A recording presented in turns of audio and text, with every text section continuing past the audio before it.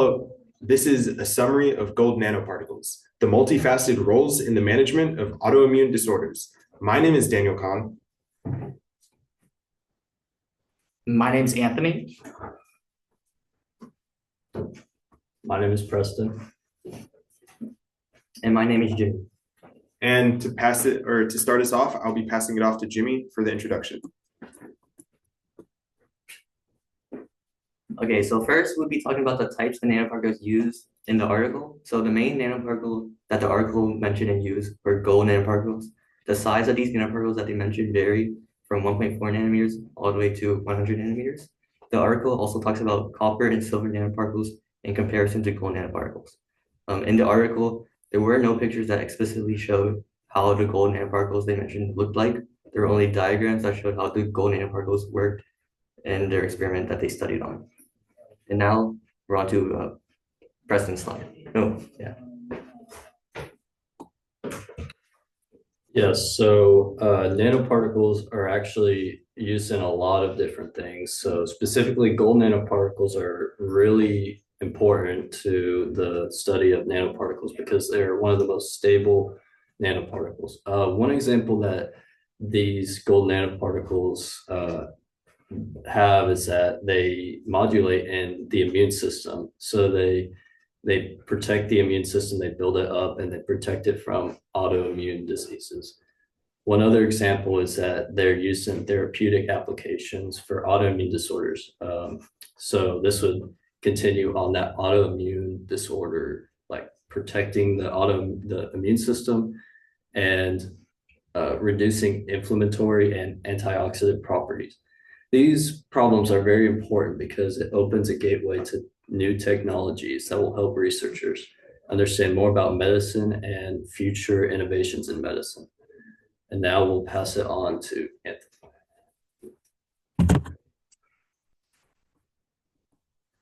So one of the biggest questions we wanted to figure out with this article is, what do these nanoparticles actually do?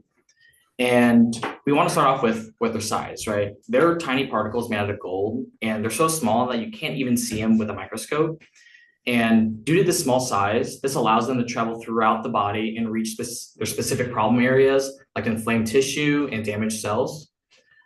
The thing that they do is they help reduce inflammation in the body.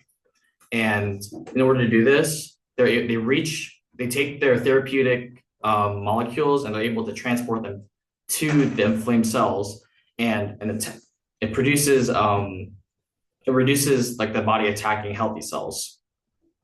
It helps protect the cells from stress as well, as when the body's inflamed or under like high blood pressure, such as diabetes or something, it can produce harmful molecules that are reactive oxygen species, or ROS. And it's basically kind of like cellular rust, sort of. And these nanoparticles help calm down the cells that are producing these molecules, and it boosts the body's own antioxidant defenses. And they also improve how the immune system works. The gold nanoparticles encourage the growth of regular T cells, which are like the brakes of the immune system. These cells help stop the immune system from attacking the body, and it brings it back to balance. We'll go ahead and move on to Daniel's slide. So I know you've heard a ton about gold nanoparticles, but you're probably wondering, what are the actual benefits?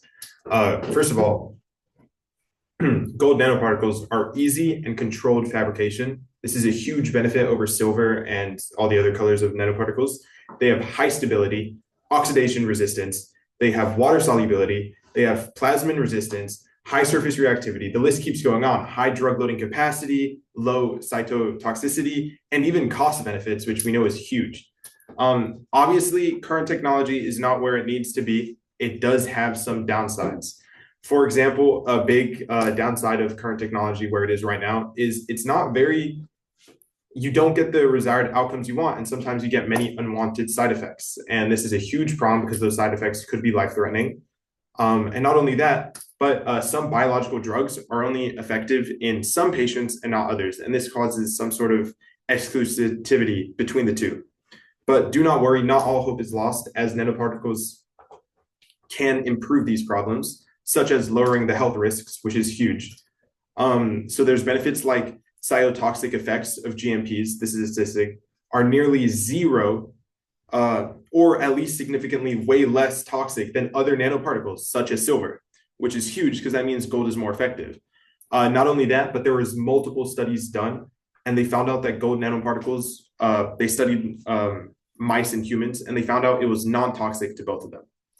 So yes, there are huge advantages, and technology does have some downsides, but nanoparticles, specifically gold nanoparticles, help combat this and make them beneficial. Here are our references. Thanks for watching. And remember, I want to leave you off with a piece of advice. The only thing that overcomes hard luck, the only thing that overcomes hard luck is hard work, by Harry Golden. Thank you very much. I thought we were gonna take it for